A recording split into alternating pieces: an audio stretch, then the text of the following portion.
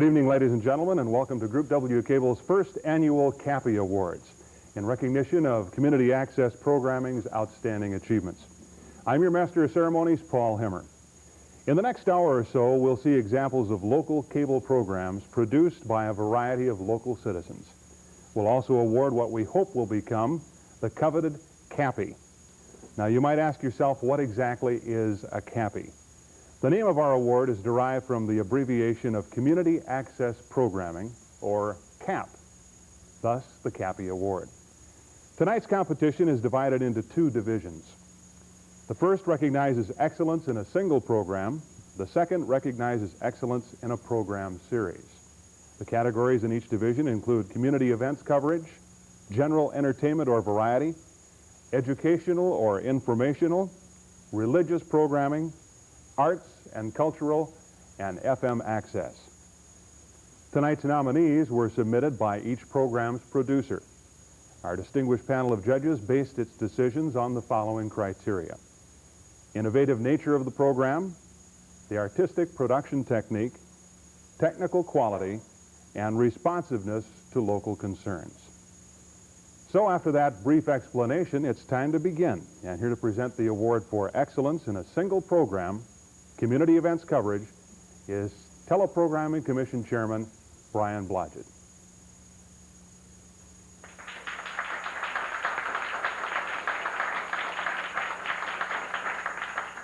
Thank you, Paul. The nominees in Division 1, Excellence in a Single Program, in the category of Community Events Coverage are Mississippi River Revival, producers Hugh Lenan and Mike Breitbach, and The History of Rock and Roll, producer Jerome F. Coppin.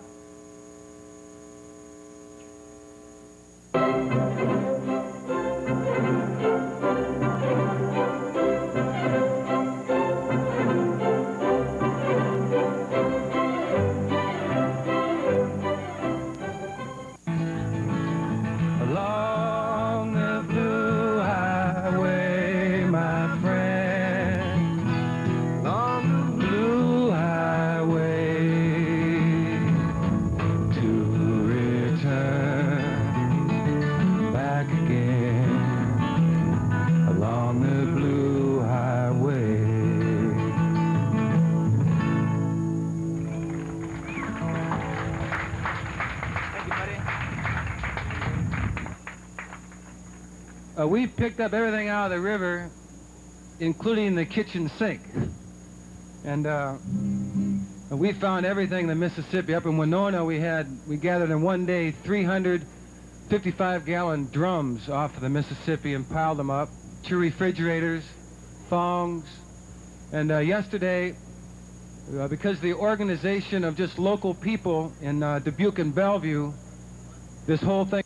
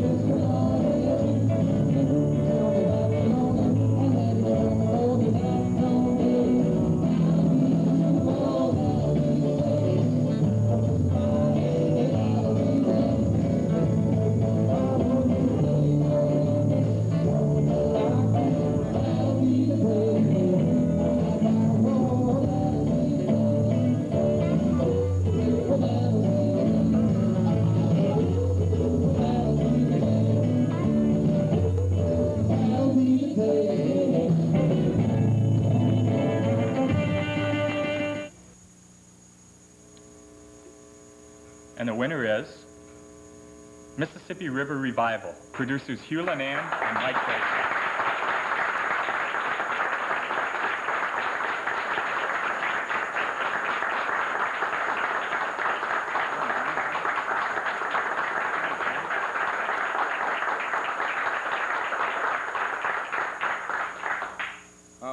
expect to be here tonight. I expected Mike Breitbach to come up and take this, and if anybody knows Mike, you know, you could talk on and they'd have to yank him off of here. I would like to thank all the musicians that showed up at Mississippi River Revival and dedicated their time and energy towards it, all the people that actually cleaned up the river, and the countless other people who are there that Mike would know all their names, but I don't.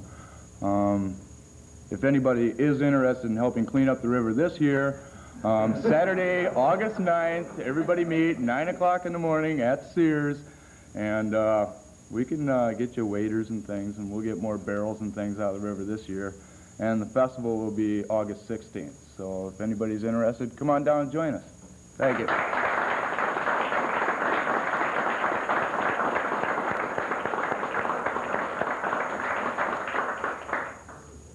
Thank you very much, Brian, and congratulations as well.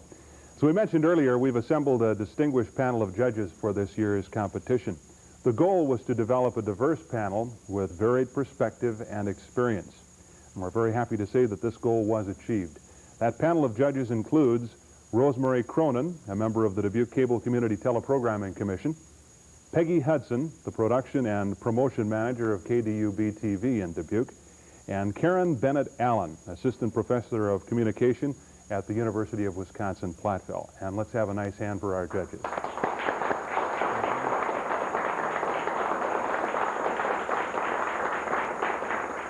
And now to present our next award, Teleprogramming Commissioner Sister Carol Hoverman. Thank you, Paul. The nominees in Division 1, Excellence in a Single Program in the category of General Entertainment or Variety, are Ronnie McDonald, producer Jerome F. Copen, Ron Frank, producer Jerome F. Copen, and Kelly Skelton, producer Jerome F. Copen.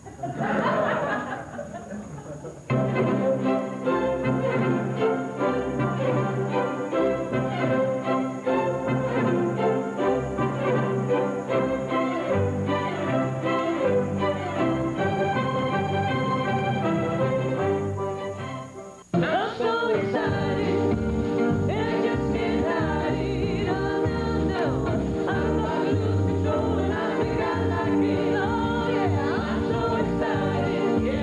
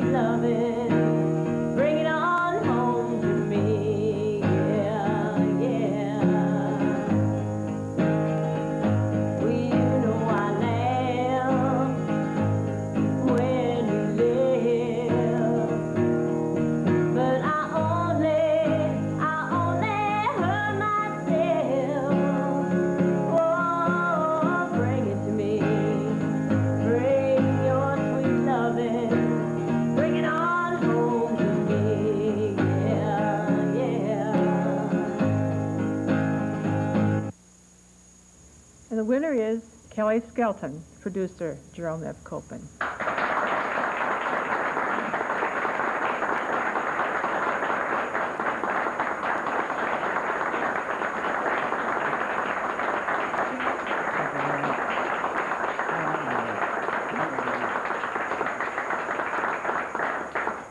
I'd like to thank my talent. I'm going to make this real long, so you guys might as well relax. I want to thank my camera people. I want to thank Group W. I want to thank everybody here for watching TV. Thank you.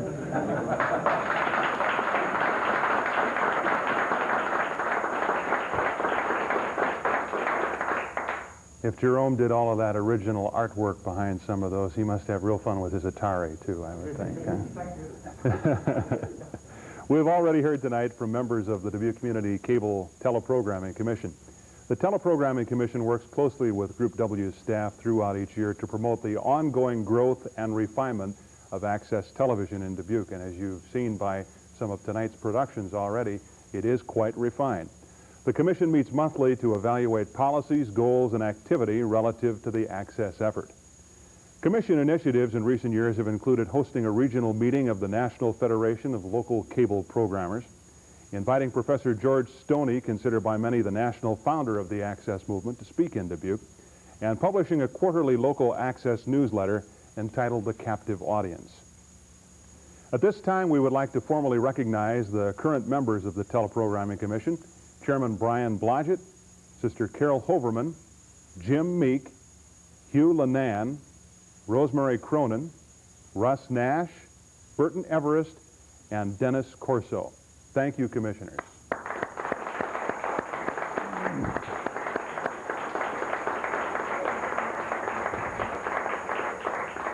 Another person who plays a key role in the development of access television in Dubuque is Merrill Crawford, the City of Dubuque's cable franchise administrator. And Merrill, would you please stand up wherever you're... There he is.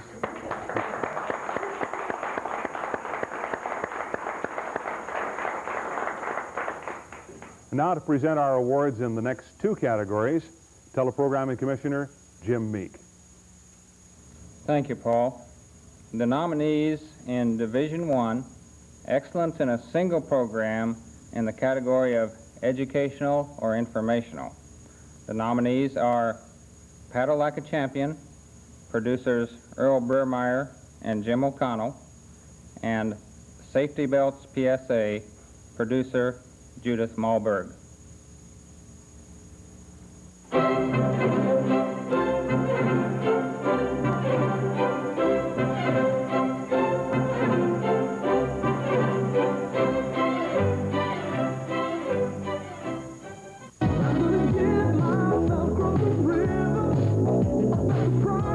I'm Bruce Barton from Homer, Michigan.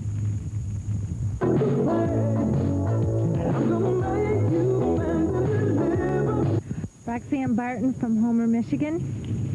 The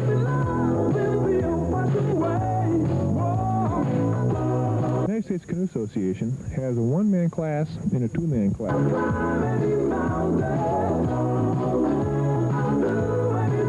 I'm Mike Fries. I'm from West Henrietta, New York. I'll be battling with Al Redquist today in the men's competition cruiser.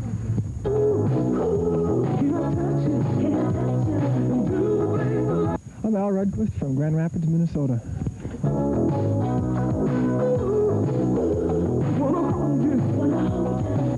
end of things, 52, maybe even a 53, and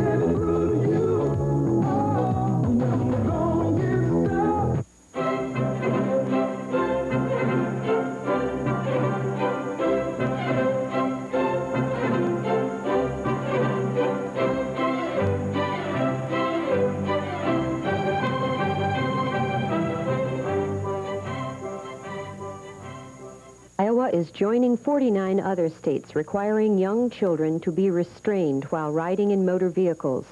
Effective January 1985, it's the law. Motor vehicle accidents are the leading cause of death and injury in children. It takes only seconds to buckle a seatbelt. Buckle up your child. For further information, contact your physician or the Dubuque County Medical Auxiliary.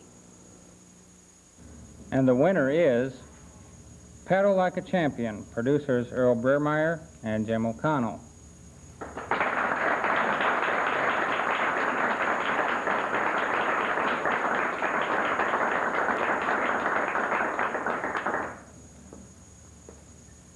Neither Earl nor Jim were able to be with us this evening, but I'm sure they will appreciate the trophy and award.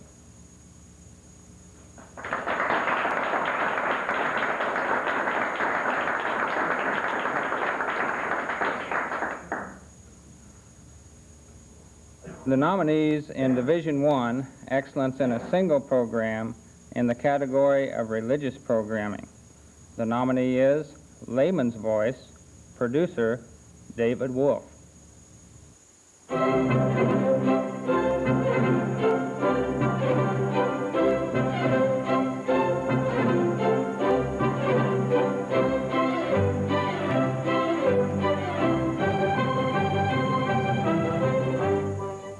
Afternoon. My name is Bob Hansel, and I am president of the Dubuque chapter of the Full Gospel Businessmen's Fellowship. And we have our meetings on the third Saturday of every month at the Julian Motor Inn. We'd like to invite you to come to our meetings and to hear the testimonies of different brothers in Christ who have received a personal relationship with the Lord. And we'd also like you today, while you're tuned into this channel, to stay tuned and don't change the dial, because we've got a couple of young men here from Clinton, Iowa, who are from the Full Gospel Businessmen's chapter at Clinton, Iowa, that are here to share their testimony of what Jesus Christ has done in their life. And so I'd like to take at this time and introduce Bill Vogel. Bill, how are you? Nice to have you here. Good to be here. Jimmy Murphy from Clinton. Nice to have you. Can I call you Jimmy? Sure, that's fine, Bob. All right, thank you. Okay. You're both from Clinton, Iowa. Have you both lived there all your life? Have you, Bill? Or? Most of my life, yeah. Okay. The winner is Layman's Voice, producer Dave Wolf.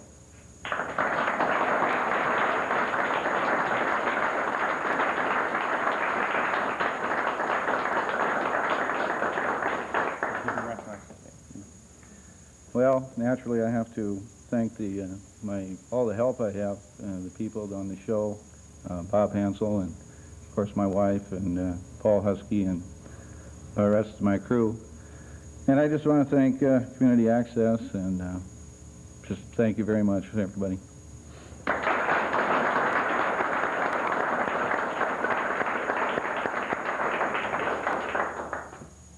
Many of you here tonight, in fact, I'm sure all of you here in the audience tonight, are familiar with the many opportunities available through Community Access. For those of you watching tonight, perhaps you aren't so familiar, and we'd like to talk about that for just a moment. Group W Cable conducts instructional workshops on a regular basis throughout the year. These workshops provide instruction on how to use the many types of equipment and facilities. The aim of the instruction is to provide a sound foundation toward the production of community-oriented television and radio programming. The facilities have been called some of the nation's finest. They include this large television studio, an FM radio studio, video editing stations, and a full array of portable field production units. Group W is proud of the facilities and the unique levels of participation and programming generated through this effort. And now to conclude presentations in our first division, Excellence in a Single Program, here is Commissioner Hugh Lenan. Thank you, Paul. The nominees in Division 1, Excellence in a Single Program, in the category of Arts and Cultural, the nominees are What's My Art, producer Ruth Nash, Backyard Nature, producer Judith Malberg, and Nora's Music Videos, producer Judith Malberg.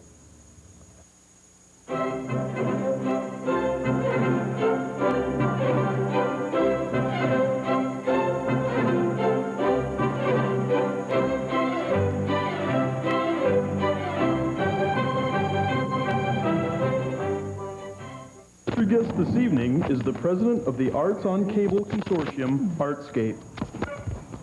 Please get all tied in here.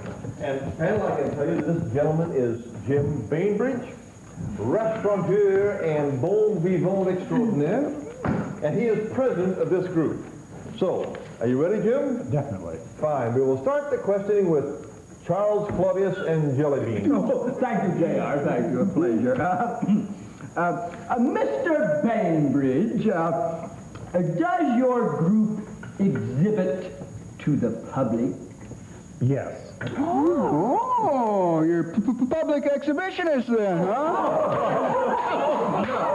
I don't think so. Oh, you are too tawdry for work. No, it's vulgar if you ask me. Mr. Bainbridge, is your art, should we say, exhibited in a...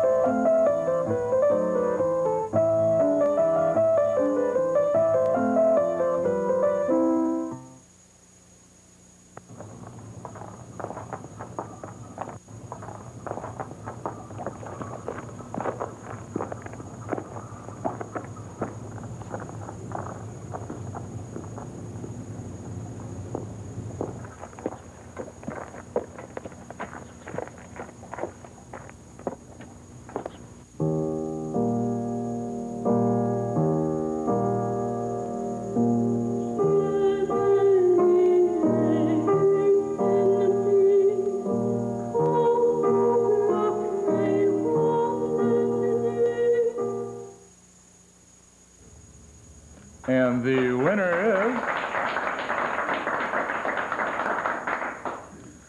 winner is Backyard Nature, producer Judith Smallbird.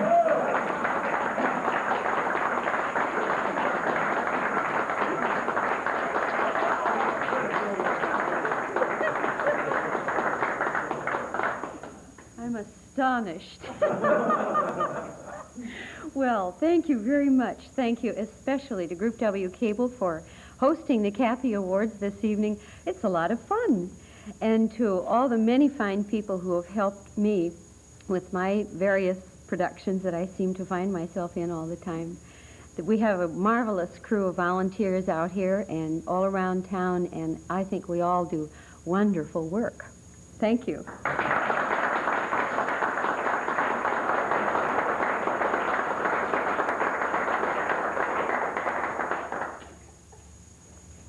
I'm on again, eh? Nominees in Division 1, Excellence in a Single Program, in the category of FM Access. The nominee is Jerry's Country Jamboree producer Keith Miller. Let's roll that clip.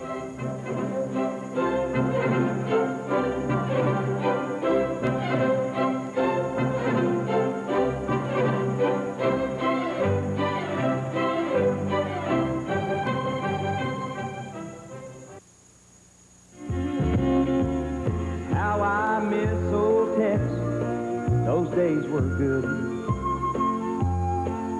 and nobody else could sing. Good evening. It's Wednesday night, and you know what that means. It's time for Jerry's Country Jamboree. Hi, I'm Jerry, and I want you to join me tonight for 90 minutes of the best country music around. We're going to play all of your favorites. We're going to take you back to yesterday so you can hear all of your favorite songs. And we're going to stay with the present time so you can hear all of your favorite hits today.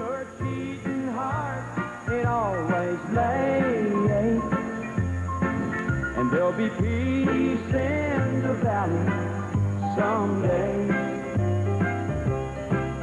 I know rye whiskey.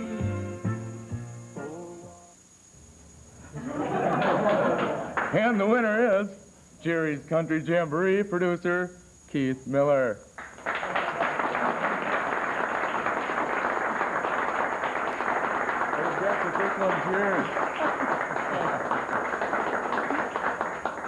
Thank you very much. I'd like to say that Group W Cable is really a great project for people to get involved in. And all those other nominees that I was up against, they did a good job.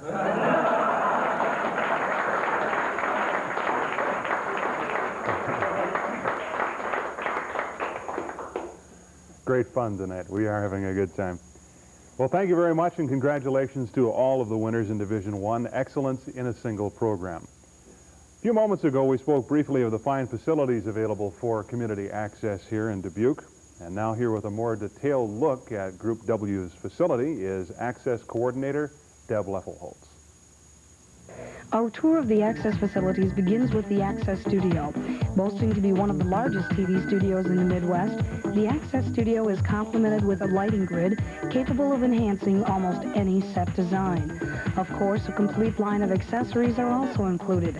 3 color cameras, cables, headsets, and studio props, 2 cycloramas, either gray or black, studio monitors, and even a boom microphone and a wireless microphone are available for the more adventurous Access user.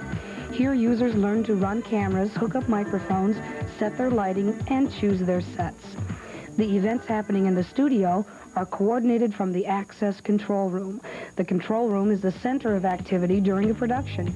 The room is fully equipped with a 10-channel audio board, cassette deck, and card machine, a video switcher which is used to route a particular source, such as a camera or videotape, onto your master program tape. The control room also houses a character generator, which is a typewriter-like machine that can generate titles. It's often called a CG. The CG is also used heavily in post-production for adding credits to your program. The control room is also the location of an Apple computer, which can be used for computer-generated graphics to enhance the look of your production. The community bulletin board, seen on channels 18 and 28 during the non-programming hours, is brought to you by the MSI, another typewriter-like device programmed each day with community events and the Access channels 18 and 28 program schedule.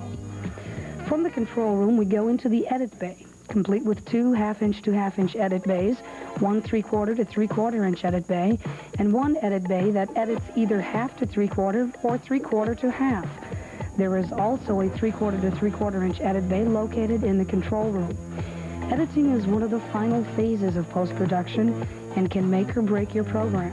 A sloppy job of editing can hardly be tolerated, and on the other hand, a very cleverly edited program can catch any viewer's eye.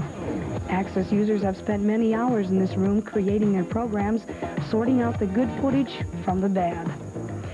When on-location shooting is necessary, Access users are able to choose from 8 different portable cameras and 8 different portable decks, either half-inch or 3/4 inch.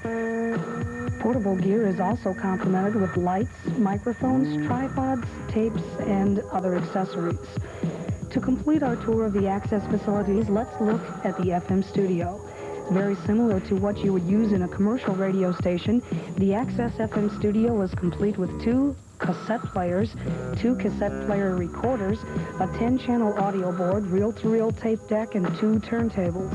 Here, Access users learn to produce and air radio programs or to enhance the audio production of their TV programs. And most importantly of all this equipment is available to you through Community Access Programming and Group W Cable. Those of you watching tonight, I'm sure, are very impressed by this facility, and it is available for your use, just as simple as that. There are commercial television and radio stations that would love to have that kind of equipment, and it is available for your use. I hope you'll call Group W, find out more about it, and get involved in this very worthwhile project. Incidentally, I think Debra Loeffelholz deserves a special award for greatest success with a powdered diet food. Don't you all think here?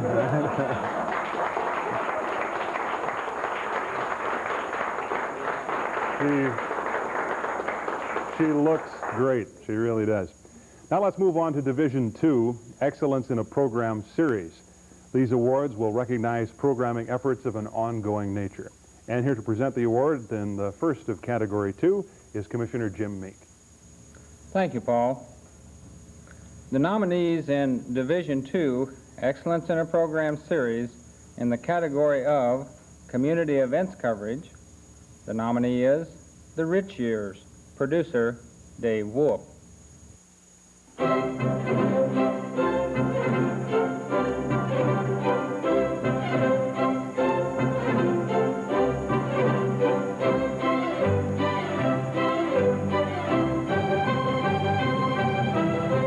Hello again. We're concerned with two words in this program. A lot of people never did quite get the handle on the word chiropodist, and also couldn't figure out whether it should be chiropodist or chiropodist. And now we have a new word called podiatrist, and a lot of my friends have trouble with that too. They have podiatricist and so on, and it's a very tough word. And so I have invited a specialist here to discuss what a chiropodist and or podiatrist or whatever does. What do they do, Dr. Stephen Schuck? Well, I'm glad to help you along with that. Basically, what ended up happening is years ago, people who treated the feet were called chiropodists. And it was an abbreviation between the Greek word chiro, which meant hand, and pod, which meant foot. So. And the winner is The Rich Years, producer Dave Wolf.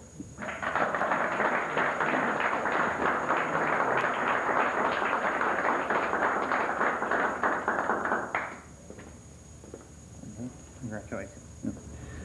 Well, of course, I would have to thank Don John Ross, my host on the show. He's something else. I've had a great time working with him through the time that we've been together, and I know the rest of the crew really enjoys him. And I have to thank, of course, my cameraman, Paul, and Jim, and my wife, of course. And I also want to thank Community Access again and all the rest of you. Thank you.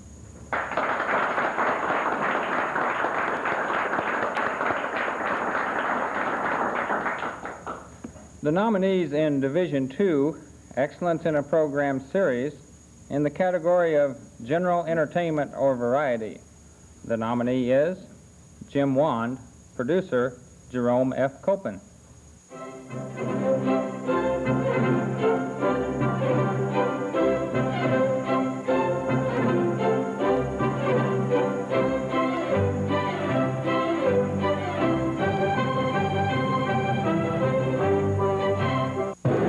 Just stretch out, just feel those beautiful rays. I mean, it's a fantastic day.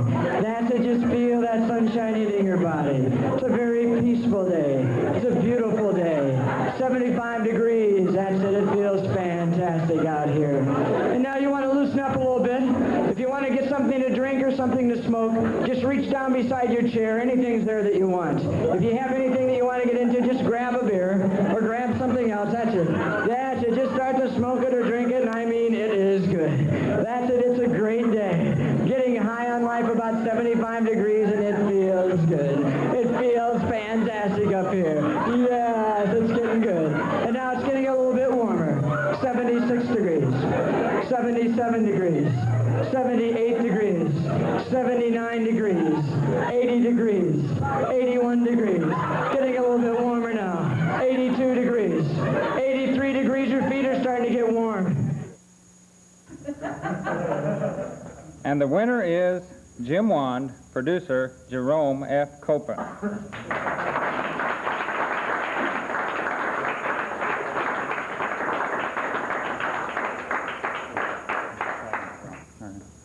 Competition was tough. I want to thank Jim Wan for giving me the shows, the people of Dubuque for showing up at his shows. My camera people, I never thanked them last time by name. I would like to thank most of them. It's Patty Neal, Randy Baskey, Chuck Van Cleve, Jay Nyans. You name it, I probably had about 10 of them. I keep going through them. If we can get more camera people up here, let's help. Thanks, everybody, again.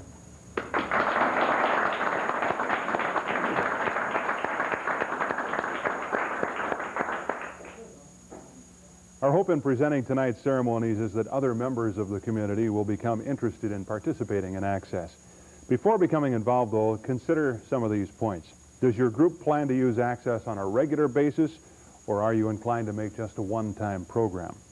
Does your group have enough interesting or educational material to justify a regular program? Does your group have members who are willing to consistently attend the training sessions? And are your members willing to be committed to this project on a long-term basis? Let's talk to our Access coordinator about all of that and other groups who have produced programs and get an idea of what's involved, and then you'll know exactly what you will get involved in, and it's exciting stuff. Now to present our next two awards, Commissioner Hugh Lenan. Thank you, Paul. The nominees in Division II, Excellence in a Program Series in the category of Educational or Informational. The nominees are the Dubuque Foster Parents, Facts of Life, 1 and 2, producer Dave Wise, and Candied Apple Awards, producer Ruth Nash.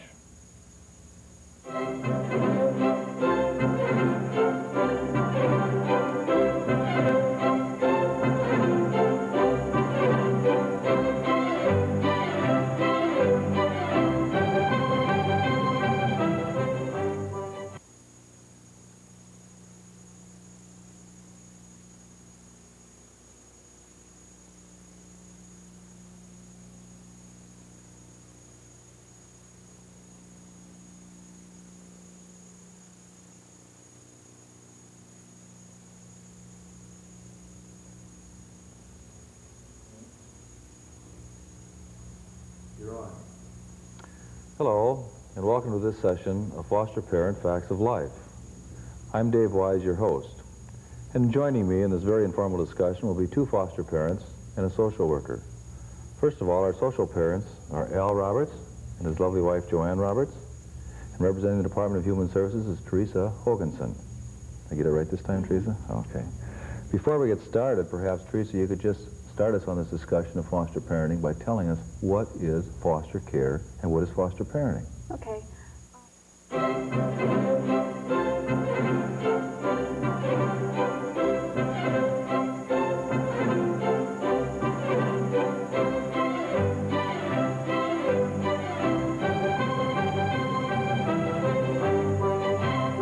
And welcome to Foster Parents Facts of Life Part 2. I'm Dave Wise, your host. And joining me in a very informal discussion will be a member of the County Attorney's Office, a clinical psychologist, and a social worker. Representing the County Attorney's Office is Miss Jean Becker, Assistant County Attorney, Dr. Thomas Andrade from the Dubuque County Clinical Health Center, and Bob Shaw is representing the Dubuque Human Services as a social caseworker supervisor. Is that right, Bob? That's right. Okay, now to get us started, would you just give us a basic idea of what this foster parenting, foster care, foster children is all about? Well, foster care is a service that's provided through the Department of Human Services here in Iowa. It basically means a substitute type of care for children, which can be care in a residential facility or in a foster family.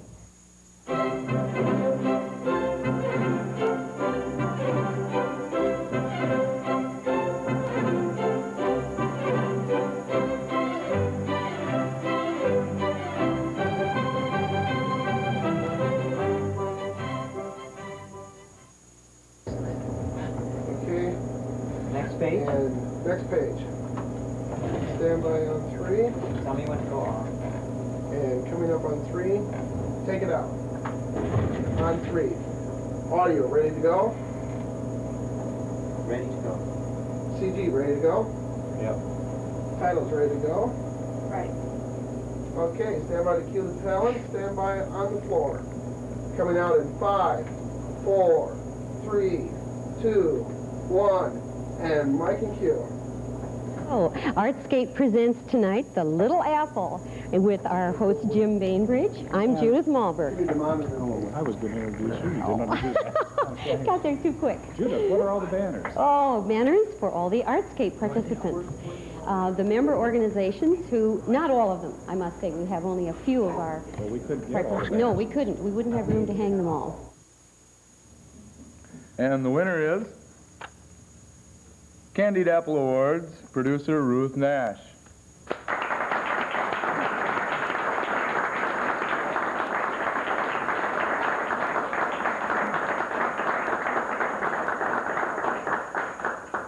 Judith is going to accept. I'll accept this on behalf of Ruth Nash and Jim Bainbridge, who worked very hard on that show.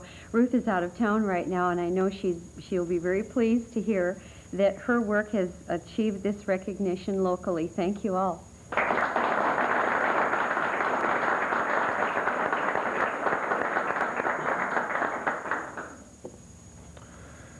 Nominees in Division 2, Excellence in a Program Series, in the category of Religious Programming.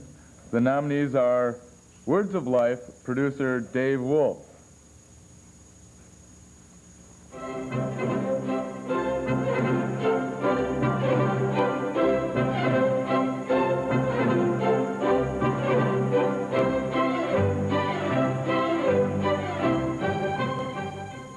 I believe today that this program is going to minister to you in a very special way. Today I'm going to talk to you about a subject that I believe will help you to know your Father better than you've ever known Him before. I believe that today's message will also strengthen in you and encourage you and help you to understand what it means to know that God's supernatural power can work on your behalf. Before I bring the message to you today, though, my wife Sandy is going to be singing for you, and I want you to listen to the words of this song. I believe it will deeply minister to you. Here's Sandy now to sing for you. Hi. You know what? I know God has a miracle for you today. Miracles are not a thing of the past. Miracles are happening every day. And if you'll reach out and believe, God has one for you.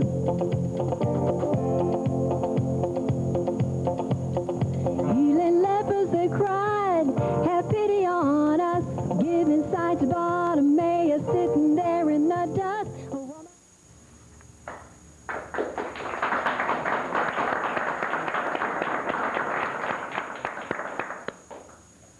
And the winner is Dave Wolf.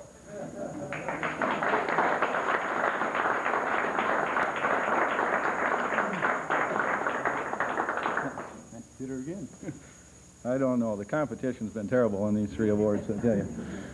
But I do, again, thank Community Access and my crew, staff, whichever, and especially my wife, who's helped me a lot through all the programs that I've done and has worked very hard. And I want to thank Debra Loeffelholz, too, for the training that I've gained and the knowledge and experience. And so thank you again.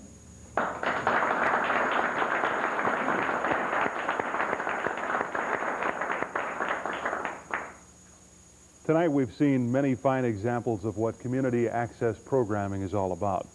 These examples are really just the tip of the iceberg, however, when compared to the unique and innovative and far-reaching scope of access programming in general. There aren't any rules or rigid guidelines or prohibitive formats when you're thinking about programming fair on access. The bottom line-oriented network programming executives and the ratings-conscious advertising people are not there to worry about. The scope of access programming generally is limitless. Creative excess can really be served here. Their efforts range from the historical to the contemporary, from the abstract to the defined. The issues discussed have been controversial, spiritual, entertaining, and informative. Whether sophisticated or simplistic in a production sense, the spirit of committed volunteerism has fostered awareness and participation for both the producer and the viewer. And now to present the final award of the evening, Commissioners Brian Blodgett and Sister Carol Hoverman. Thank you, Paul. The nominees in Division 2, Excellence in a Program Series, in the categories of Arts and Cultural are The nominees are Signature, Roy Haught, producer Jim Bainbridge, Spring 85 Suzuki pianists, producer Judith Malberg, The Art Makers, Carolyn Calhorn, producer Ruth Nash.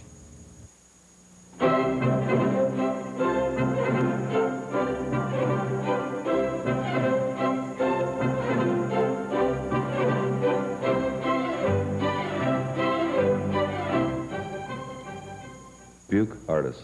Tonight our guest is Roy Haught, a local painter and faculty member at Loras College.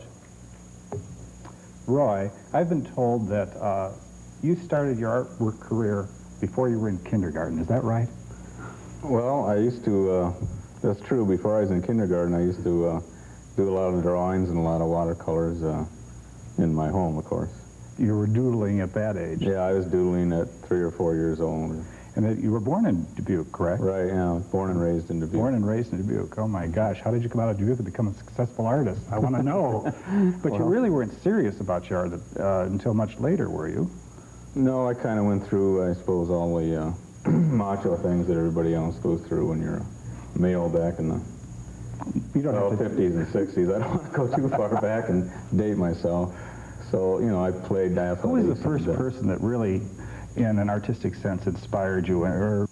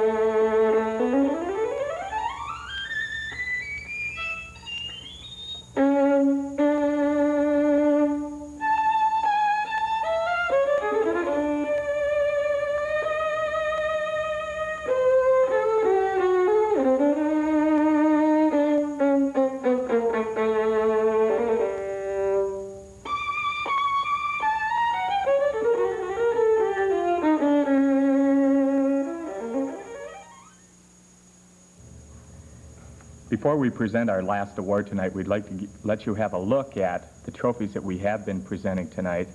And we'd like to thank Group W Cable for the trophies, providing the trophies for our winners.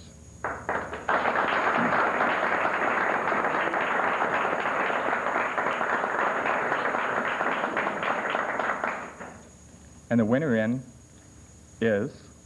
The Art Makers, Carolyn Calhorn, producer Ruth Nash.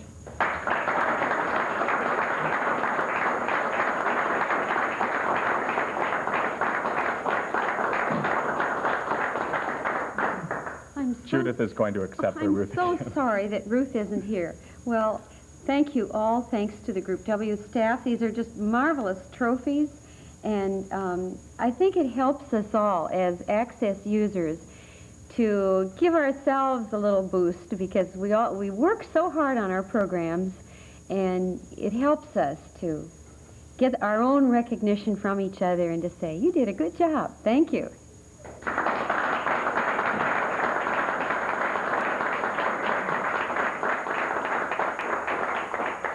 Well, the first annual Cappies are now officially history. I hope that you've enjoyed watching them, and I know our audience here has enjoyed participating in them. Congratulations again to all the winners and the nominees as well. Thanks also to our judges, the presenters, the entrants, the attendees, and especially to you, the viewer. And we hope if you took the time to watch tonight, you'll also take the time to get involved, and perhaps you will receive one of those beautiful trophies next year at this same time. For Group W Cable, I'm Paul Hemmer. Thanks very much.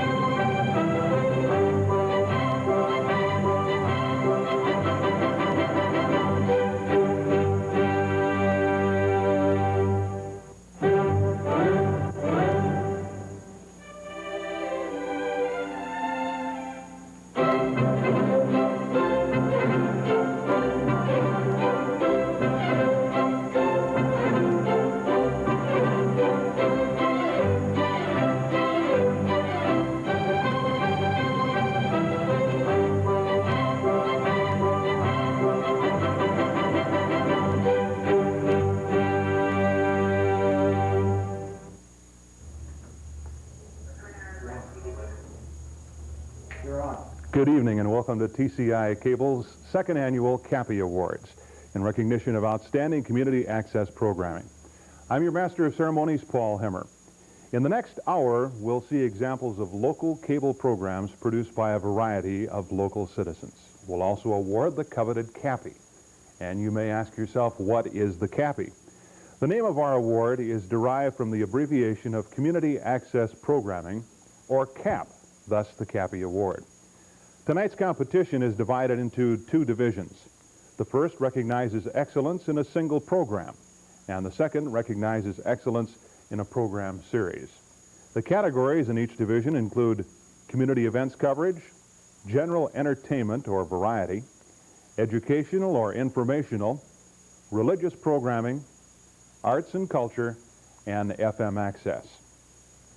Tonight's nominees were submitted by each program's producer, and a preliminary panel consisting of staff members selected 3 nominees in those categories that received more than 3 entries. Then our distinguished panel of judges based its decisions on the following criteria: the innovative nature of the program, the artistic production techniques, technical quality, and responsiveness to local concerns. Without further ado, then, it's time to begin. And here to present the award for excellence in a single program is community events, for community events coverage, is Cable Franchise Administrator Merrill Crawford. Thank you, Paul. Division 1, Excellence in a Single Program, Category A, Community Events Coverage. The nominee in this category is Mississippi River Revival 87, producers Hugh Linan and Michael Breitbach.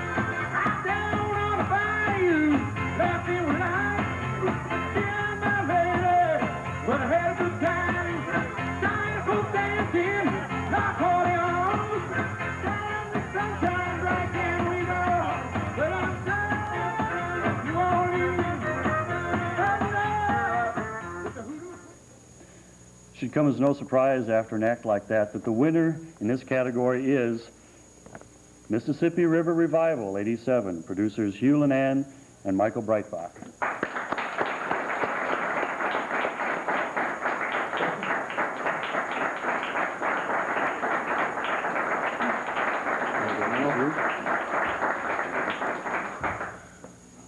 Last year I didn't have anything to say. Not so this year. Number one, I'd like to thank my crew that was with me on the Mississippi River Revival, because without them the show never would have went on. They included Kelly Erickson, Dale Hafel, Jerome Copen, Doug McCallum, who's my director, thanks Doug, Patty Neal, Dan O'Connell, who also helps me with the question box, thanks Dan, Marv Stokes, and Chuck Van Cleef. I'd also like to thank TCI for the use of the van this year, which made Mississippi River Revival, timely. Went on this year with about a month's delay rather than a year's delay like it did with my first one. No editing, or very little editing anyway. I'd like to thank all the TCI staff who helped me out during, after, and before the shoot. Mark DeCrane, Terry Jackson, Deb Loeffelholz, of course Steve Murphy, and the Count, of course. I'd also like to thank Diane and Shane for putting up with me all the hours that I'm down here all the time, and Steve Heaton, who helped me out with a little additional footage here and there. I'd just like to say that this award really isn't mine or Mike's. It's the community's award. It's your award. It's everybody who's involved in Access Television, and you can do it too. And next year I'd like to see at least 3 or 4 other people entered in this category so that I can come back again and say they did a good job, but we did a better one. Thank you.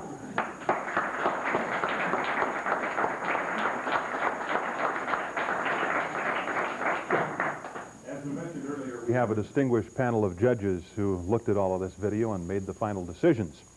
Our goal was to develop a diverse panel with varied perspective and experience, and we're happy to say that goal was certainly met.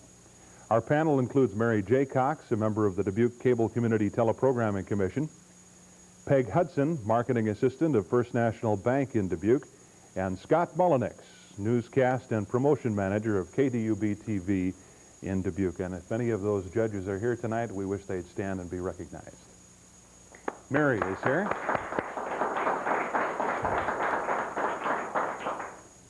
Time to move along, and our next award is, to present our next award is the President of Precision Media, Brian Blodgett. Thank you, Paul. The nominees in Division 1, Excellence in a Single Program, Category B, General Entertainment or Variety, are Almost Live, producer Hugh Lenan, Jim Wand, Under the Big Top, producer Jerome F. Copen.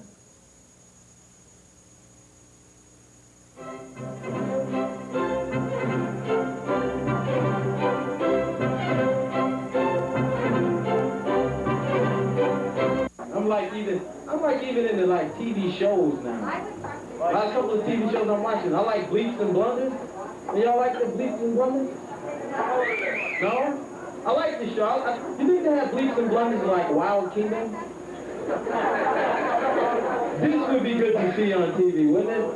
Jim getting out of the Jeep, tries to tranquilize a rhino and gets ran over by the rhino. And Marlon always played it cool on the side. He'd be like, Jimmy's having a little difficulty with the rhino. You know, you ever go like to McDonald's to eat, like, because they got the fish special now? You go there to eat a little bit? Everybody go there to eat? I go there to eat. Well, you got $2. Where else could you go to get a full meal, right?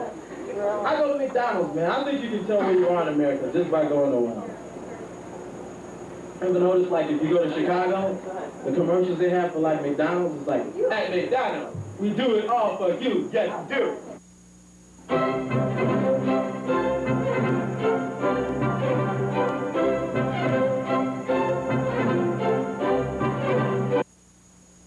It's about 75 degrees, people. But as I count upward, it's going to get hotter. As it gets hotter, some of those, oh, he's getting the whole body over here. Talk about a complete acid. She's helping out again. As I count upward, as it gets hotter, some of those shoes might get hot on your feet. Guys, some of those shirts might begin to stick to your bodies, and you might have to do things to cool yourself off. That's it. And now it's 80 degrees, 82 degrees, 83 degrees, and it's beginning to get warmer. 84 degrees, 85 degrees, 86, 87, 88. Cool yourself off. 89, 90 degrees, 92 degrees, it's getting hotter. 93 degrees, 94 degrees, 95 degrees, it's getting hotter. 96, 97, 98, 99, 100 degrees in the shade. 102, it's getting warmer. 103, 104, it's getting hotter now. 105, take your hands, fan yourself if you need to, it's getting hot. 109 degrees, the humidity is, it is really... And the winner is Jim Wand, Under the Big Top, producer Jerome F. Copen.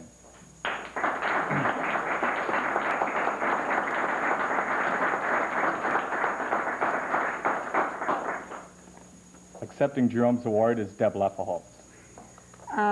Jerome could not be here tonight due to a job conflict, so he asked me to accept this award. And on behalf of Jerome, he'd like to thank TCI Cable and the staff members, all the other Access volunteers, because volunteerism and cooperation is what makes it work, and the spirit of the community is what it's all about. Again, on Jerome's behalf, I'm sure he's very sorry that he can't be here tonight, so I'm sure he would want to say thank you.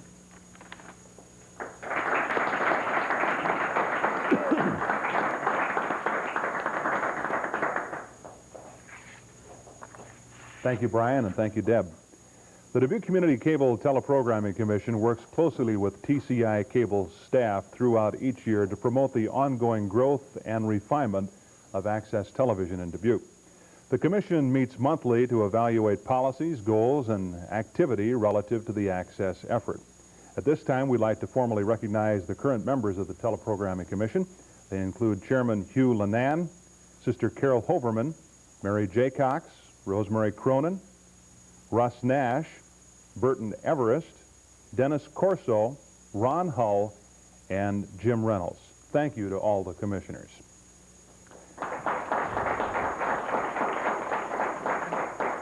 Another person who plays a key role in the development of Access Television is Merrill Crawford, the City of Dubuque's cable franchise administrator.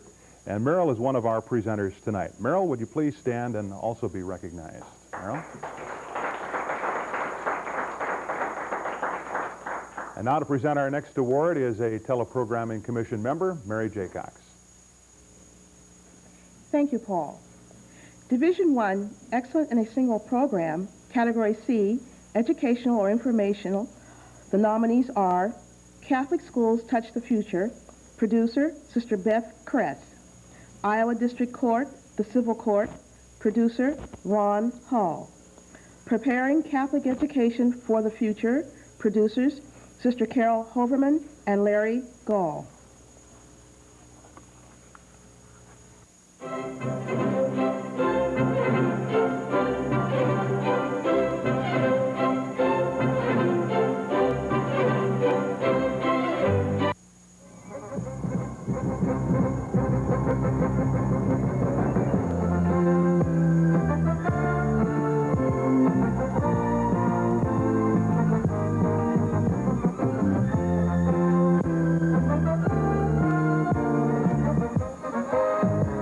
And we have the rare privilege, I think, of exploring those values that are not only meant to lead us in our future, but also to be some future ideas about the present.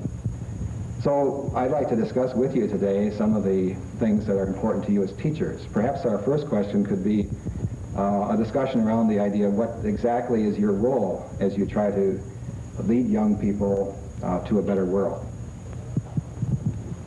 Well, I think that our role is so varied. It might depend a little bit on grade level.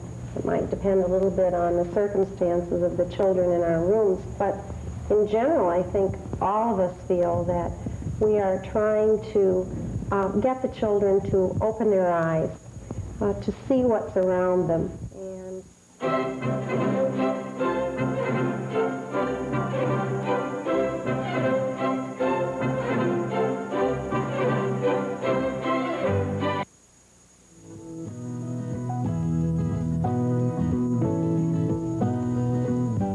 Good evening. My name is Rosalie Hughes, and I'm the host for this evening's program, which is called The Civil Courts. To my left, we have the Honorable Charles Jacobs, who's the Associate District Court Judge for the Iowa District Court, and Ms. Jean Becker, the Assistant County Attorney for the Dubuque County's Attorney's Office. And I think to start, Charles, would you like to tell us just what you do in the court system? Certainly. I have jurisdiction over really two kinds of cases. The first involves any case in which a child has committed a delinquent act, which is a crime if committed by an adult, other than traffic offenses and hunting and fishing violations. The second category of cases relates to children in need of assistance. They're people who have behavioral problems, children with behavioral problems, parents who need to improve their parenting skills.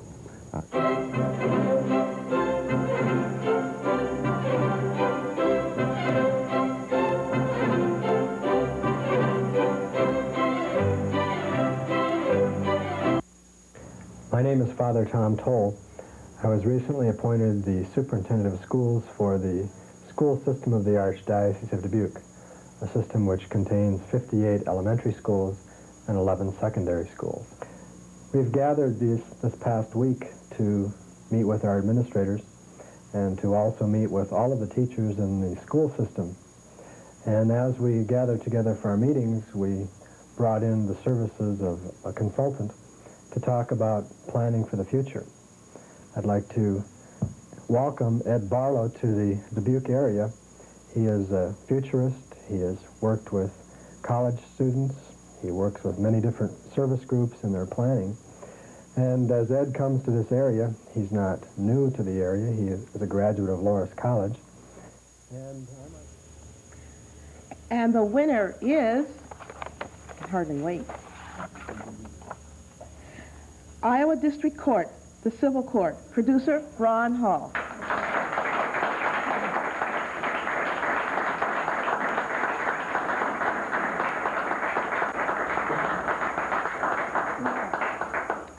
I'd like to thank my director, Doug McCowan, and this program was really a hard one to do. Ran into a lot of problems with confidentiality since Dubuque is such a close-knit community. And but we were able to bring the program off, and we hope that it answers a lot of questions for the community. Thank you.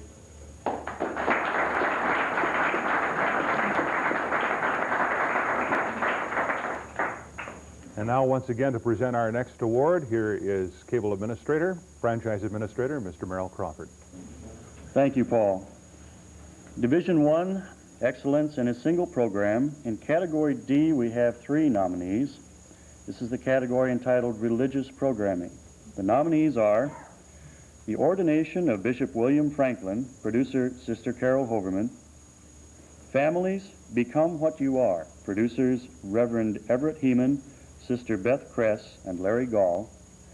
And Mother Angelica at 5 Flags, producer Sister Carol Hoverman.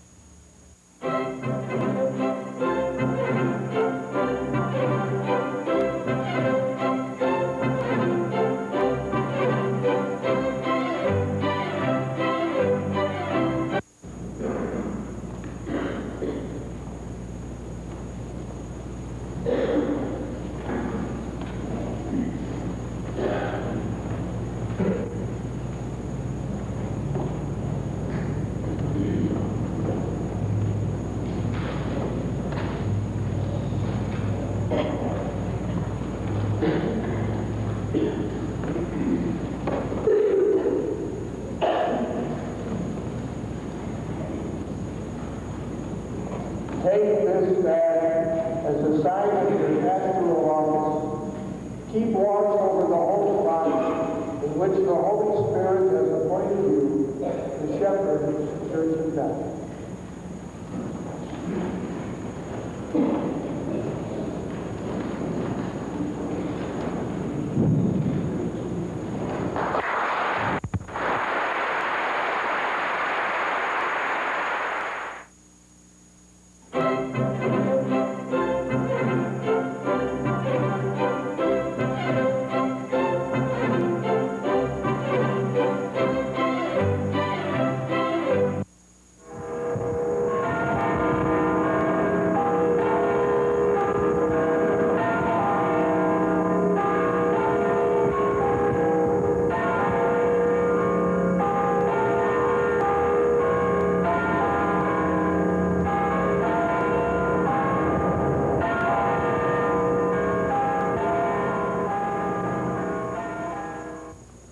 My brothers and sisters, I'm very happy to spend these few minutes with you discussing a topic of great importance for the church in our archdiocese, family life.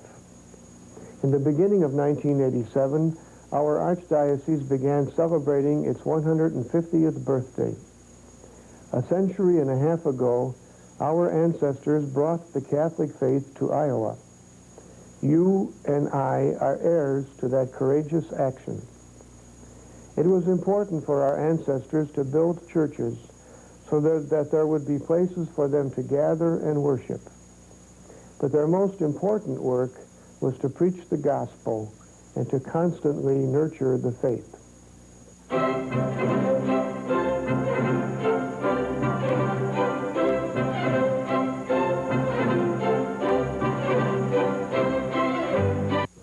And then even though our program reaches every state in Mexico and Guam and Virgin Islands,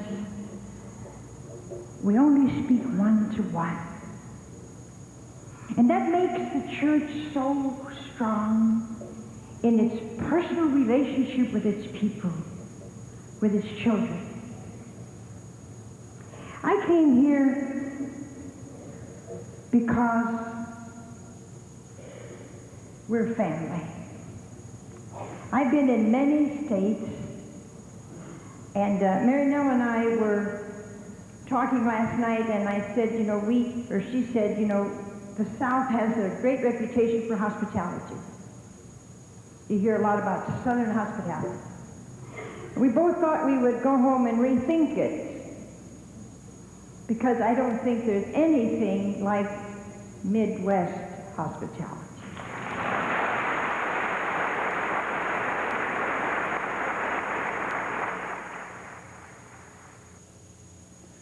And the winner is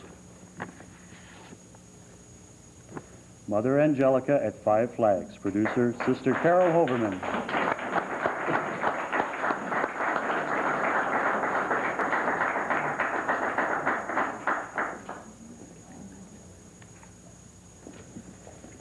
I especially want to thank Deb for giving me the courage to do that first program with the van.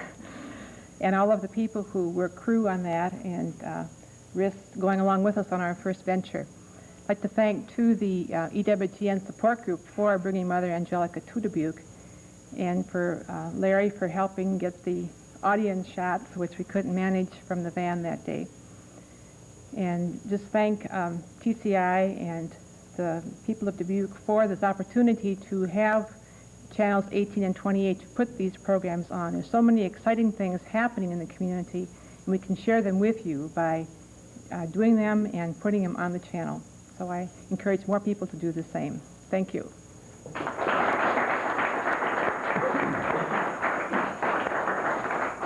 Thank you, Sister, and thanks, Merrill. Most of us in the studio audience tonight are certainly familiar with all of the opportunities available through community access, but for those of you listening tonight and watching, we'd like to explain some of those things. TCI Cable conducts instructional workshops on a regular basis throughout the year. These workshops provide instruction on how to use the many types of equipment and facilities. The aim of the instruction is to provide a sound foundation toward the production of community-oriented television and radio programming. Our facilities have been called some of the nation's finest. They include this large television studio that we're broadcasting from tonight, an FM radio studio, video editing stations, and a full array of portable field production units. TCI Cable is proud of this facility and the unique levels of participation and programming generated through this effort. Now here to present the fifth award of the evening is Brian Blodgett. Thanks again, Paul. Division 1, Excellence in a Single Program, Category E, Arts and Cultural. We have one nominee in this category.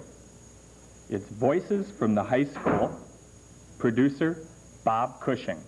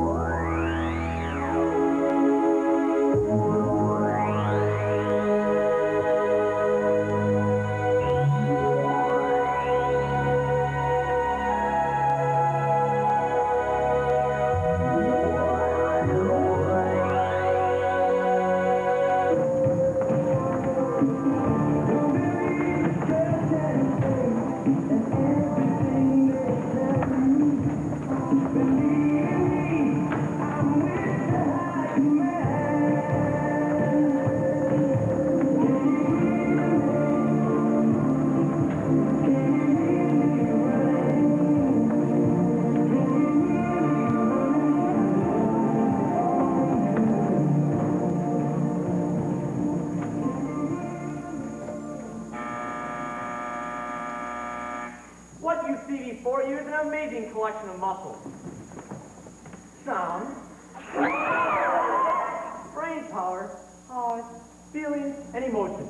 The high school's unique body is still in the primitive stages of exploration. You can explore alone, but it takes a lot of willpower to be private. They're a constant assault. Who wants to be private anyway? Prize, the winner is Voices from the High School, producer Bob Cushing.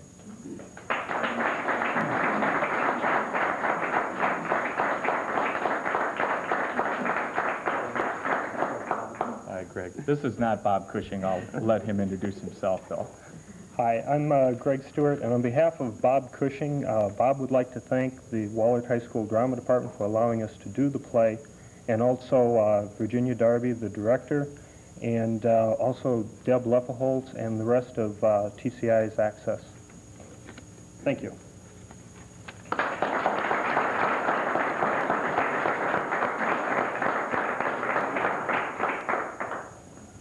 Now to conclude our presentations in the first division, Excellence in a Single Program, once again, here's Mary Jaycox. Thank you, Paul. Division 1, Excellence in a Single Program, Category F, FM Access.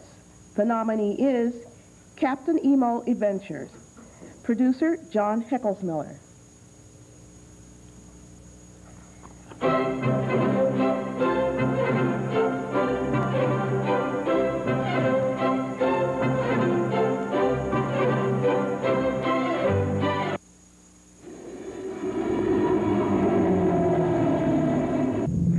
Starlog 2123. Oh, geez. Wait, that's the wrong date. 2081. That's it. Thanks. See, we're being attacked upon by these jerks. I don't know what they're doing here. It's getting a little bit close. We're heading towards the planet Venus. If we don't get there by midnight, Star Command, we're really going to be in trouble. They're going to be in trouble because these guys are following us. Hey, can you send some burgers, too? I mean, like, kind of with the relish.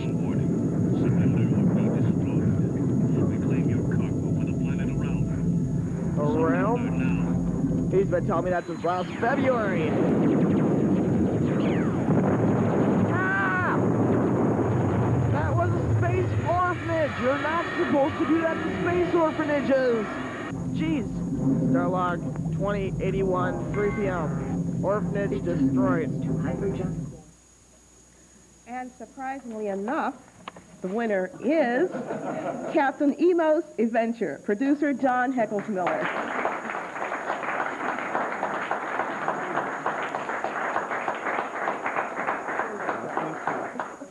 All right, I have a list here. I'd like to thank Wendy for some of the voices on the show, Mark and John in the control room are basically doing this mess tonight, which is turning out really good, though. Thanks, guys. Deb, all of TCI, the mobile music machine, and everyone that currently helps me on my shows. Thanks.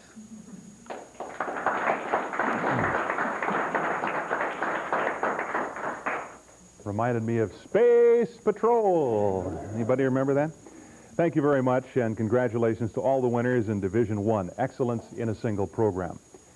A moment ago, we spoke briefly of the fine facilities available here through TCI, and here with a more detailed look is TCI's Access Coordinator, Deb Loeffelholz.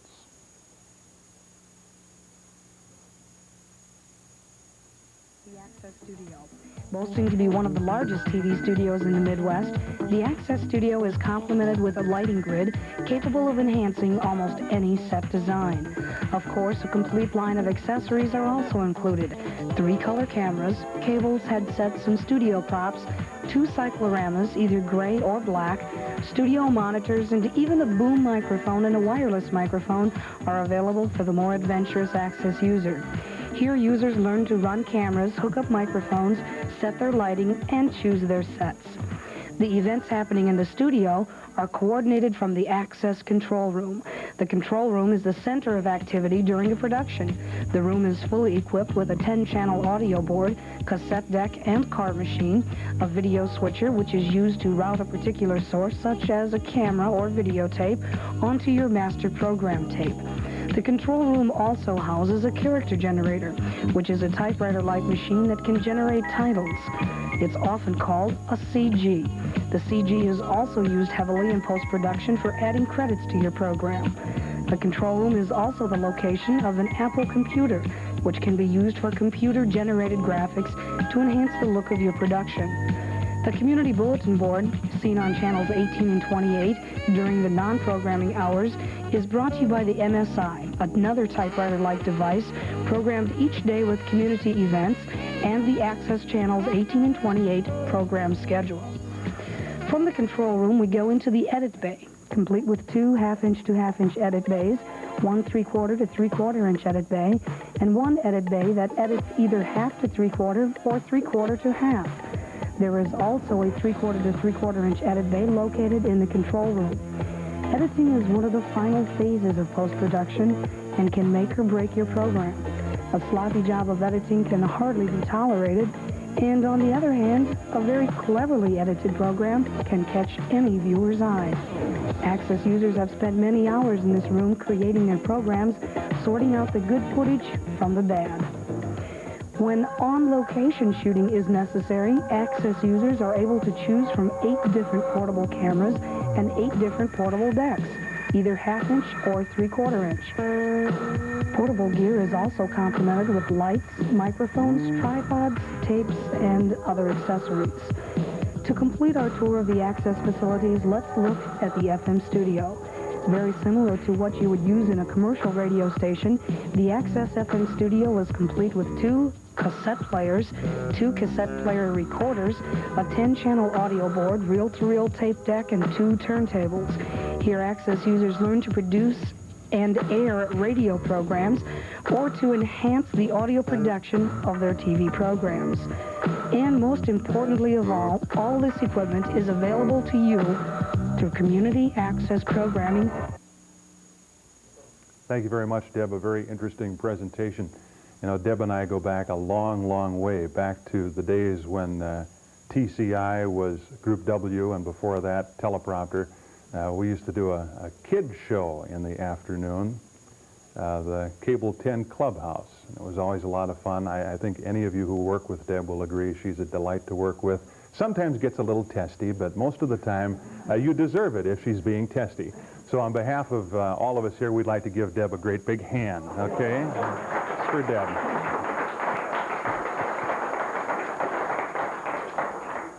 Now let's move on to Division 2, Excellence in a Program Series. These awards will recognize programming efforts in an ongoing nature. To present our next award, or our first award in this category, is Franchise Administrator Merrill Crawford. Thank you, Paul. Although we're here tonight gathered to recognize and to celebrate some of the specific examples of excellence in variety in local community programming within Dubuque, I would be remiss if I didn't also share with you that the City of Dubuque is extremely proud of each of her citizens who, over the past year, has taken advantage of community access. It's a big step for an individual to do, or for a group, sometimes a bit frightening step. It's a lot of work.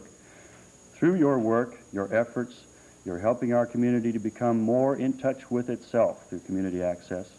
And perhaps more importantly, each time that you, as an individual, exercise your right to the freedom of speech through community access, you are playing an important role in preserving that opportunity for another citizen a few days later, a few months later, or perhaps next year, to also express their right to speak through community access.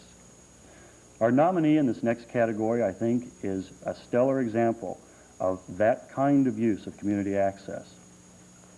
In Division 2, Excellence in a Program Series, Category B, General Entertainment or Variety, the nominee is Free Speech Alley, producers Don John Ross and Dave Wolf.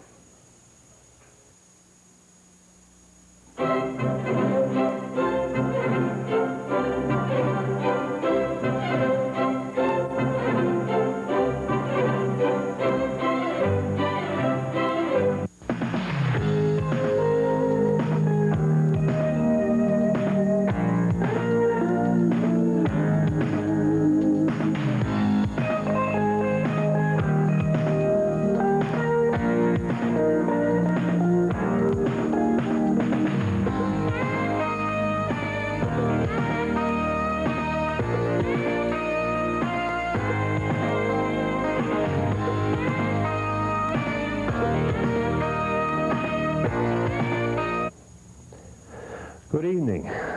Tonight we're going to talk about astrology. You say, astrology? Yes, you know, we said this was a program which in Free Speech Alley almost anything can appear, and we do not ask you to believe or disbelieve or hang by your thumbs or anything else. I'll just tell you this. It's my pleasure to award the Cappy for 1987 in this category to Free Speech Alley, producers Don John Ross and Dave Wolf.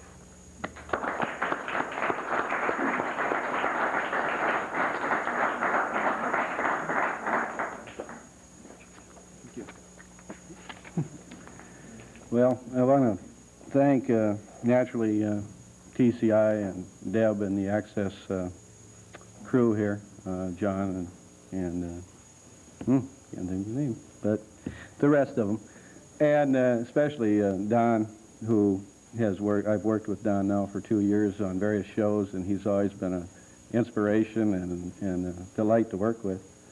And my crew, my wife Carolyn in particular, who has put up with me through a lot, and spent a lot of time up here with me, and sometimes at home when I'm not there because I'm up here doing things. And then, of course, Sue Driscoll and Jim Reynolds, and we have another fellow, Roger, and that works with us quite a bit. And we just seem to have a good time up here, and anyone who isn't involved in Access should really get involved in it, because it is a fun thing. A lot of times there's a lot of work, but it's the kind of work that you really enjoy doing, because when you see your programs on the air and people will tell you that they've seen them and that they enjoy them, it really makes it worthwhile. And then you come around, once a year, or at least last year and this year, and you win something like this, and you really appreciate it. You really realize how much you've done and how much the people have worked with you, and you really want to be thankful for it.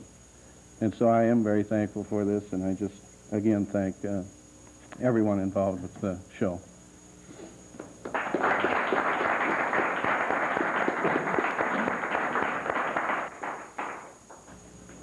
Thank you, David. Division 2, Excellence in a Program Series, Category C, Educational or Informational. The nominees are The Rich Years, Facts on Social Security, producer Dave Wolf. Question Box, What is Now? Producers Stacy Nelson and Russ Nash. And Question Box, How does the nuclear buildup affect the youth of today? Producers Doug Bailey and Russ Nash.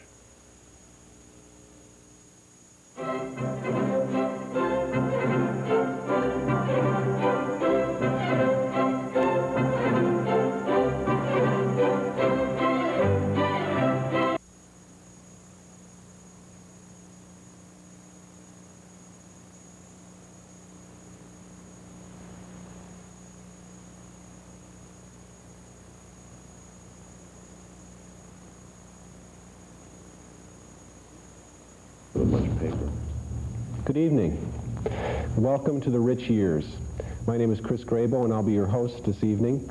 And if you were watching last week, we left you at the edge of a cliff. I had just asked Phil a very loaded question, and I'd like to say right now that with us again this evening to finish answering that loaded question is Phil Callahan, who is the district manager for the Social Security Administration. We talked all last show about Social Security, and we're going to continue that discussion this evening. That loaded question I asked you, I don't know if that's maybe too extreme, about Social Security going broke, basically. Is it going to? Well, I would have to say no, rather definitely not.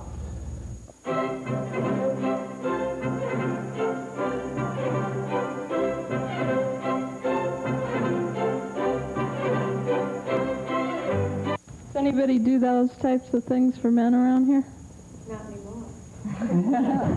You used to. I even enjoy them. And now what do you do?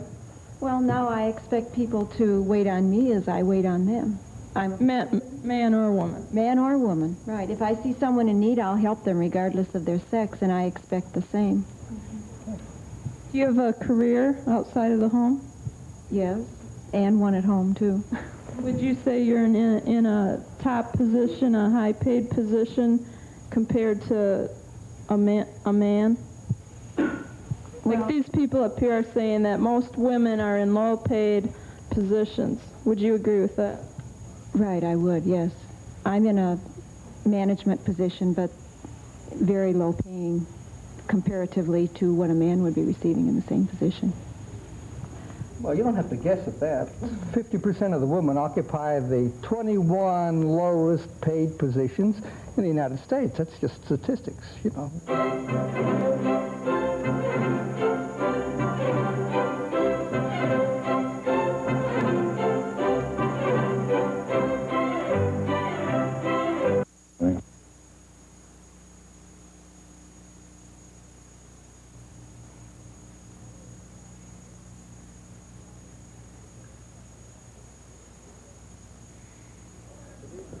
Welcome to the question box. This group of young people have come here to raise some very important questions. We face a very uncertain future. We could be spending 60 years in the nuclear shadow, or steps could be taken to eliminate the nuclear weapons, or we could have no future at all. In any case, we are here to discover how does the nuclear buildup affect the youth of today. So why don't we start answering the first question, how does the nuclear buildup affect the way we view our future? Anybody want to give a response?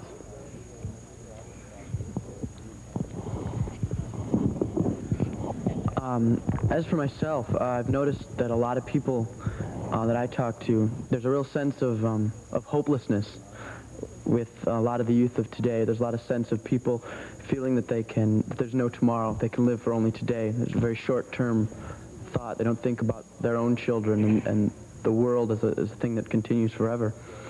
And the winner in this category,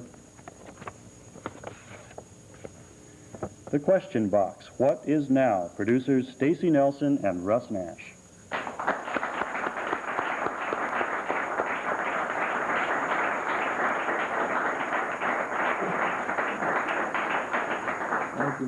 Thank you, Merrill. I want to thank Community Access and TCI for this opportunity. All the people that have been on the question box shows and the many fine crew workers we've had, especially Dwight Taylor and Phil Becker. Thanks.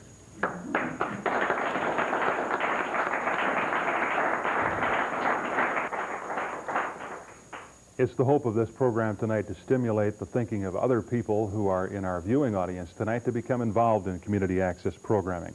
Now, before you do become involved, consider the following. Does your group plan to use access on a regular basis, or are you inclined to do a special program? Does your group have enough interesting or educational material to justify a regular program? Does your group have members who are willing to consistently attend the training sessions? And are your members willing to be committed to this project on a long-term basis? Talk to Deb Loeffelholz, the Access Coordinator, and to other groups who've produced programs like this, and you can make up your mind in that way. And now to present our next two awards, once again, Brian Blodgett. Thanks again, Paul. In Division 2, Excellence in a Program Series, Category D, Religious Programming. The nominees are Layman's Voice of the Tri-States, producer Dave Wolf, and St. Luke's Rainbow Connection, producer Dwight Vogel.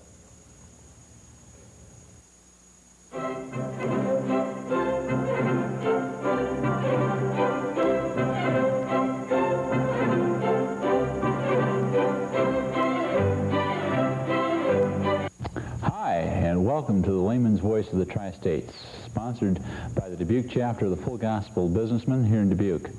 With us tonight is Greg Nauman and his wife Vicki. Greg, we'd like to welcome you to the program here tonight. And Vicki, it's a pleasure having you here. Thank you. Greg, I understand that you've become a born-again Christian. Can you share with us a little bit, Greg, on how your life was before you became a Christian and how you arrived to where you're at today? Well, I would say years ago when I went to church, I just believed in God, and I didn't really have a personal relationship toward God as I do today. I had friends that kept instructing me about Jesus Christ, telling me about He's the only way to get to heaven. And so I went to a Lowell Lundstrom seminar here in Dubuque at Five Flags back in '81. My wife and I, at the seminar, we both went forward and accepted Jesus Christ as our Lord and Savior.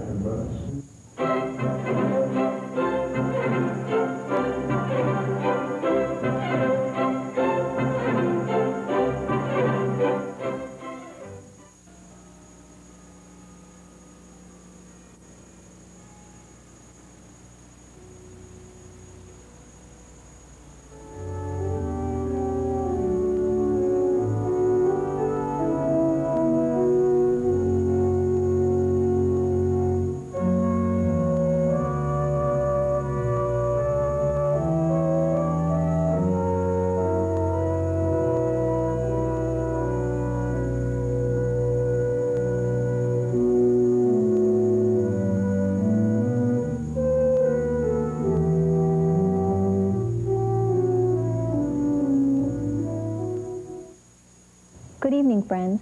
St. Luke's United Methodist Church welcomes you to St. Luke's Rainbow Connection, bringing you hope and joy through scripture, praise, and prayer. And now, here is our pastor, Dr. Dwight Vogel. Hello, Dwight. Hi, Diane. The grace of our Lord Jesus Christ be with you all. Bless the Lord, O my soul, and all that is within me, bless God's holy name.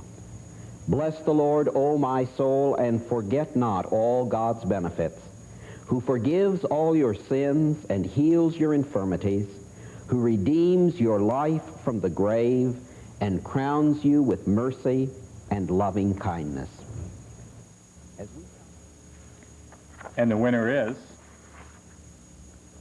love this title, St. Luke's Rainbow Connection, producer Dwight Vogel.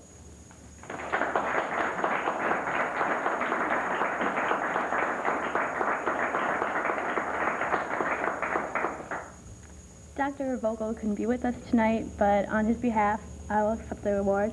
And I'm part of his crew that works with him and edits, and I can only say that community access has taught me a lot. It's gotten me involved in the community, and with the help of Deb, I've gotten a job at KDUB, and this is something that I can look forward to as a future, a career out of it maybe. So I want to thank Deb a lot for getting me involved.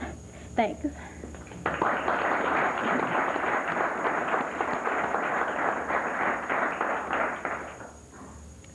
Also in Division 2, Excellence in a Program Series, Category E, Arts and Cultural.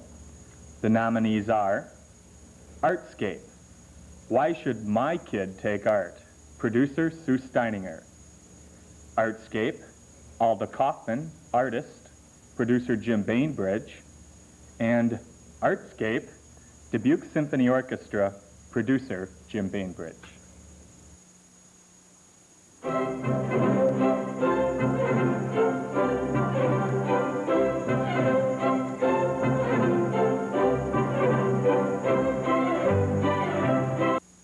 Good evening. Welcome to Artscape. This evening we'll be discussing the question, why the heck should my kid take art? Our panel consists of Dorothy Rossiter, who has been the Community Arts Coordinator in Dubuque. We have Sister Joan Lingen, who is chairperson of the art department at Clark College, art historian, and also teaches art education courses. Next to me is Audra Eberhardt, who is currently teaching in the Dubuque Community School System, teaching art. To the left of me, we have Jean Hunter, who is new to the Dubuque community. She's the head of the director of the Old Jail Art Gallery, and has worked with numerous art programs, some of which included programs for children, when she worked in the Minneapolis area. And last but not least, Latha Bonnewelt, who has taught in the Dubuque Community System.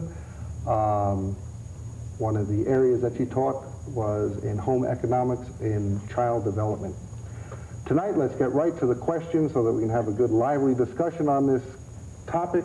Audra, why the heck should my kid take art?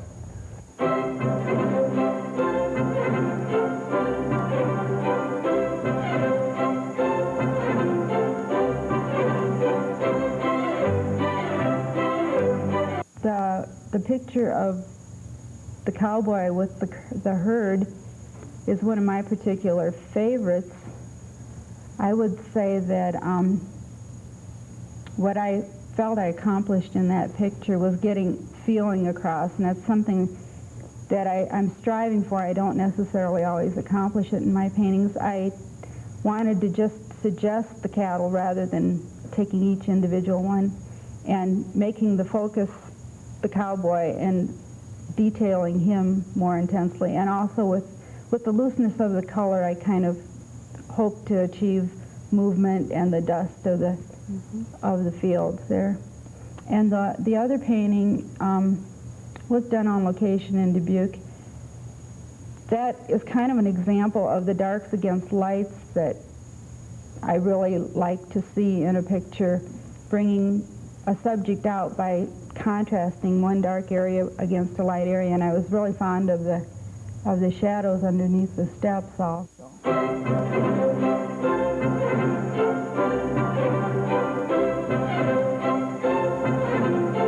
right now the classic trio.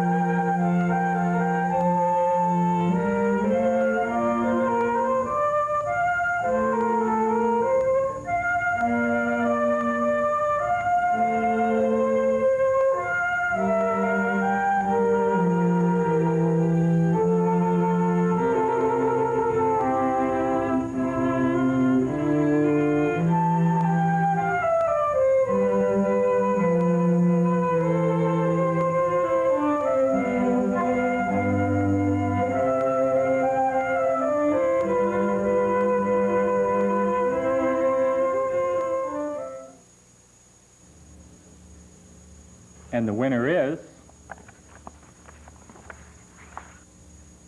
Just Why the Heck Should My Kid Take Art? Producer Sue Steininger.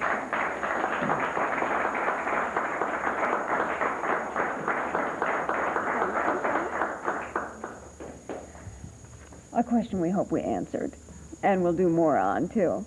So much work goes into putting on a television show. It's just amazing how much work, but it's also rewarding in a lot of ways. And that was a very good group I had on that show, and they took time out from busy careers and lives to work on the question and came up with some interesting answers and some kind of startling answers.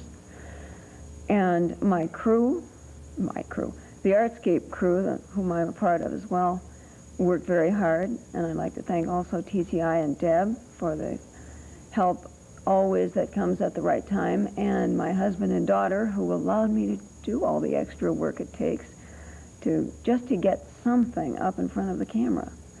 But we have to do it even if it doesn't turn out great, because as Merrill said, this is part of our free speech rights, and we have to make sure it's still here when my daughter wants to do this, or when it's really important to have a capacity to get to all the people, by the people. Television is a very, very, almost a dangerous medium, and it's too important to leave only to the professionals. We have to be involved too.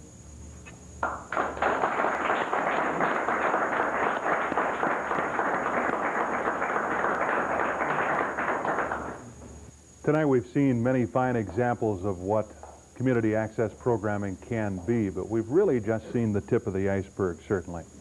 There are no rules or rigid guidelines when you deal with access programming, no prohibitive formats when contemplating the kind of programming you'd like to do, no bottom line oriented network executives or rating-starved ad agencies hounding you with these programming ideas. Creative excess can be served here. The scope of access programming is really limitless. Dubuque Access producers have seen absolutely no boundary. Their efforts range from the historical to the contemporary, from the abstract to the defined. The issues discussed have been controversial, spiritual, entertaining, and informative. Whether sophisticated or very simplistic in a production sense, the spirit of committed volunteerism has fostered awareness and participation for both the producers and the viewers. And now to present our final award for the evening, once again, Commissioner Mary J. Cox. Thank you, Paul. Division 2, Excellence in a Program Series. Category F, FM Access. The nominees are Remembering Rock, producer William Bloom, Jr.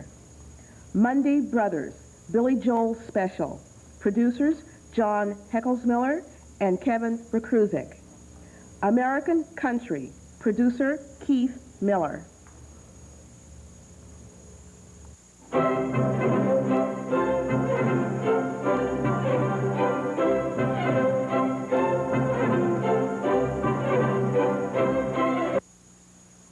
This is TCI Cablevision of Dubuque, FM 101.3, Cable Access Radio. Hello everybody, Bill Asher here on a Wednesday night. A little bit late, but we're going to get on with the show. Got a great show lined up for you tonight, and we'll tell you more about it after this Hit from Herb Albert with a little help from Lisa Keith and Janet Jackson. Here's Diamonds on FM 101.3.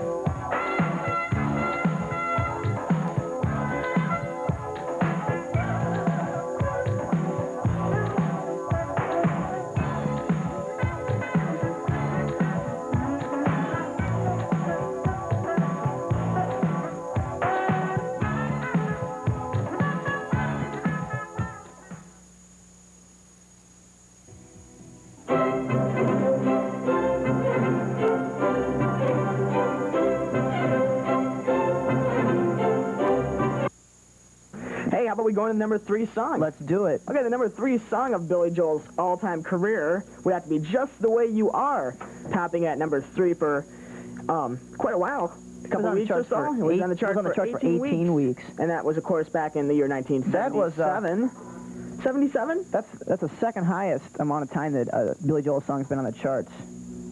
18 weeks. Pretty nice.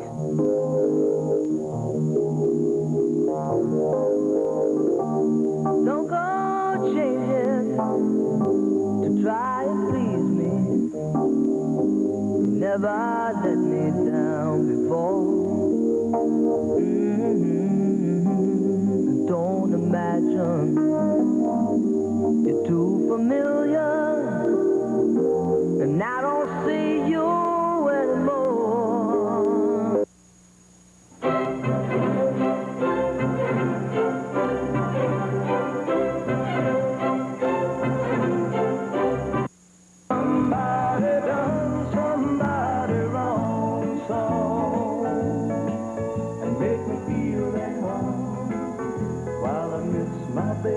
Oh yeah, now is that good music or what?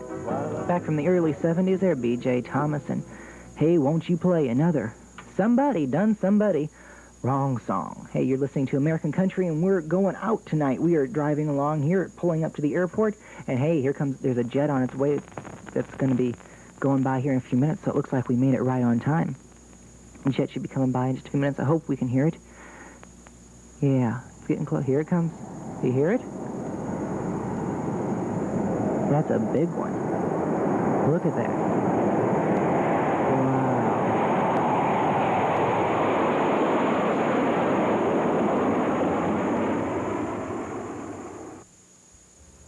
And the winner is, sure we can hardly wait to find out. This is our last one, too. The winner is Mundy Brothers Billy Joel Special. Producers John Heckelsmiller and Kevin Recruiting.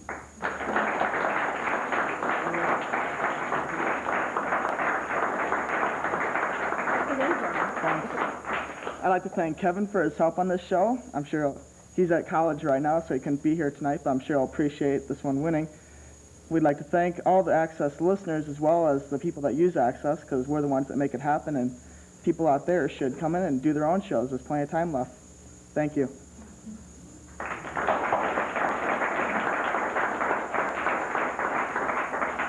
Well, that's it. The second annual Cappy Awards are now history. Our congratulations to all of the winners and the nominees. Our thanks to the judges, all the people here at TCI Cable for making it possible, to our studio audience, and to those of you watching at home as well. And for TCI Cable, I'm Paul Hemmer. Good night, everybody.